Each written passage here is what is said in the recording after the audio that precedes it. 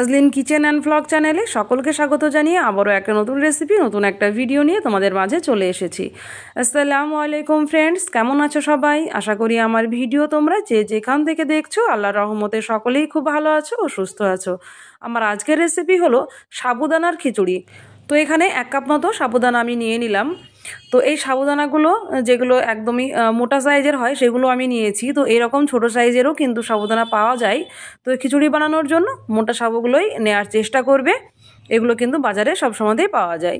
সাবুদানাগুলোকে প্রথমে পরিষ্কার জল দিয়ে 2 থেকে 3 বার খুব ভালো মতো করে ধুয়ে নিতে হবে।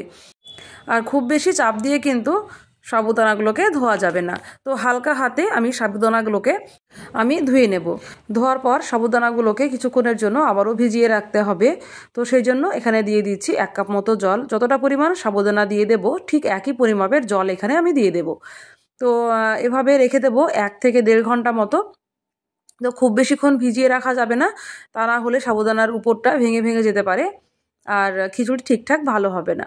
তো এবার দেখো 1 ঘন্টা পরে আমি একটা ছাঁকনির সাহায্যে এভাবে জল ঝরার জন্য রেখে দেব। আমরা সকলেই জানি সাবু খুবই উপকারী একটা খাবার, বিশেষ করে বাচ্চাদের ক্ষেত্রে খুবই পুষ্টিকর একটা খাবার, যেটা হজম করতেও বাচ্চাদের খুব সুবিধা হয়।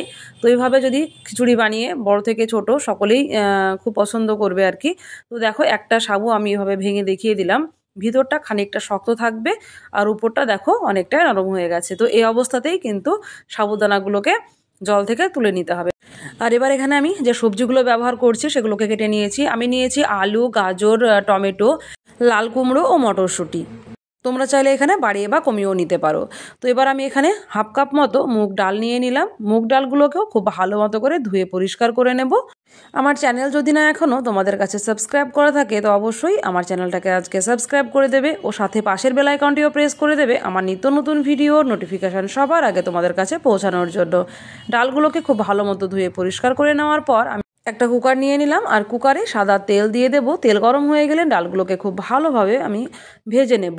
তো 2 থেকে 1 মিনিট একটু ভেজে নিতে হবে। আর গ্যাসের ফ্লেম অবশ্যই লো টু মিডিয়াম আঁচে রেখে কিন্তু ডালগুলোকে ভাজতে হবে, না হলে ডালগুলো পুড়ে যেতে পারে। আর ডাল যদি পুড়ে যায় তাহলে কিন্তু খিচুড়ির স্বাদ একদমই নষ্ট হয়ে যাবে।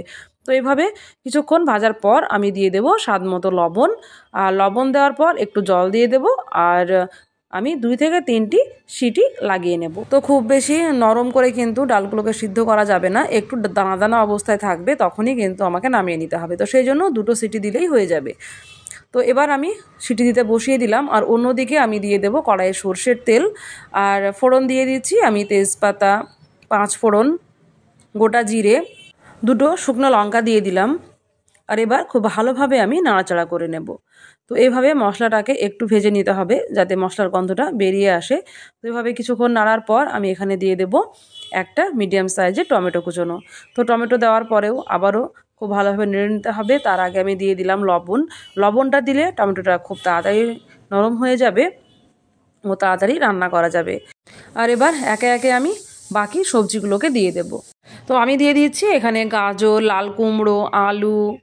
তো এবার খুব ভালোভাবে সবজিগুলোকে ভেজে নেব আর লো টু মিডিয়াম আঁচে নাড়াচাড়া করে আমি সবজিগুলোকে ভালো মতো করে সিদ্ধ করে নেব। তো এইভাবে একটু মশলার সাথে কষিয়ে নিতে হবে। একটু গুঁড়ো মশলা দিয়ে দিলাম আমি জিরে গুঁড়ো আর হলুদ গুঁড়ো। তো তারপর আবারও একটু নাড়াচাড়া করে দেব। আর এভাবে 2 থেকে 1 মিনিট নাড়াচাড়া করার পর আমি ঢাকনা দিয়ে ঢেকে রেখে দেব আর সবজিগুলোকে একটু সিদ্ধ করে নেব। তো এতক্ষণ ভিডিওটা দেখার পরেও যদি লাইক না করে থাকো অবশ্যই ভিডিওটাতে একটা লাইক দিয়ে দেবে। আর আমার ভিডিওগুলো যদি তোমাদের ভালো লেগে থাকে তোমার ফ্রেন্ডস এবং ফ্যামিলিদের সাথে অবশ্যই শেয়ার করে দেবে। তো দেখো সবজিগুলো কিন্তু বেশ সিদ্ধ হয়ে গেছে। আর এবার আমি উপর দিয়ে দিচ্ছি মটরশুঁটি। তো মটরশুঁটি দেওয়ার পরে পুনরায় আবারও নাড়াচাড়া করে দেব। আর গ্যাসের ফ্লেম লো টু মিডিয়াম আঁচে রেখেই আমি মশলাগুলোকে কষাবো আর সবজিগুলোকে সিদ্ধ করে নেব। তো এরপর আবারও ঢাকনা দিয়ে ঢেকে দেব 2-1 মিনিটের জন্য। তো এইভাবে 2 থেকে 3 বার ঢাকনা দিয়ে রান্না করে নিতে হবে সবজিগুলোকে। তো এবার দেখো আমার সবজিগুলো খুব ভালোভাবে কিন্তু সিদ্ধ হয়ে গেছে। সবজিগুলো ভালোভাবে সিদ্ধ হয়ে যাওয়ার পর এখানে দিয়ে দিতে হবে চিনি। আর চিনি দেওয়ার পরেও আমি আবারও একটু নেড়ে দেবো যাতে ঝালের স্বাদটা ব্যালেন্স হয় আর কালারটা খুব সুন্দর আসবে চিনি দিলে। আর এবার আমি এখানে সাবুদানাগুলো দিয়ে দেবো। জল ঝরিয়ে রেখেছিলাম তাই দেখো কত সুন্দর ঝরঝরে হয়ে গেছে সাবুদানাগুলো। তোমরা এভাবেই ট্রাই করবে। খুব বেশি কিন্তু সাবুদানাগুলোকে যদি ভিজিয়ে রাখো তাহলে নরম হয়ে যাবে আর খিচুড়িটাও নষ্ট হয়ে যাবে। তো এইভাবে নাড়াচাড়া করে নেব একটু সাবুদানাগুলোকে, আর ভাজা ভাজা করে নেব। সমস্ত সবজির সাথে মশলার সাথে মিশিয়ে নেব খুব ভালোভাবে। তো খুবই পুষ্টিকর একটা রেসিপি, বড় থেকে ছোট সকলেরই খুব ভালো লাগবে আশা করি, যেহেতু এতে অনেকটাই সবজি দেওয়া থাকে। তো এবার আমি এখানে দিয়ে দিয়েছি মুগ ডাল সিদ্ধ করা। তো ডালটা দেওয়ার পর দুটো কাঁচা লঙ্কা আমি এভাবে চিড়ে দিয়ে দিয়েছি, আর তারপরে আবারও ডালের সাথে খুব ভালোভাবে সমস্ত উপকরণগুলোকে একসাথে মিশিয়ে নেব। আর এভাবে কিছুক্ষণ ফুটিয়ে নিতে হবে। আর খুব বেশি ঘন করে কিন্তু জাল করা যাবে না, না হলে খুবই তাড়াতাড়ি শক্ত হয়ে যাবে খিচুড়ি। তো এইভাবে ঘনত্বটা কিন্তু ঠিক এমনই রাখতে হবে।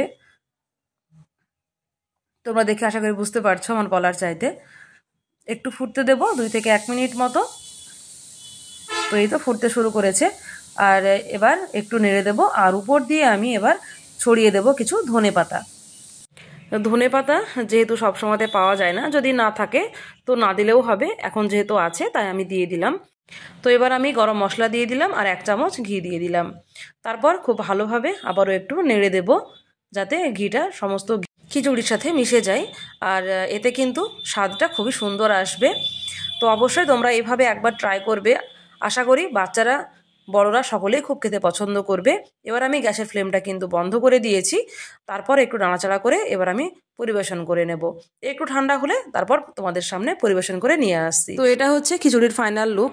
এই খিচুড়িটা খেতে হয় অসাধারণ টেস্টি। তোমরা যদি একবার ট্রাই না করো তাহলে কিন্তু বুঝতেই পারবে না।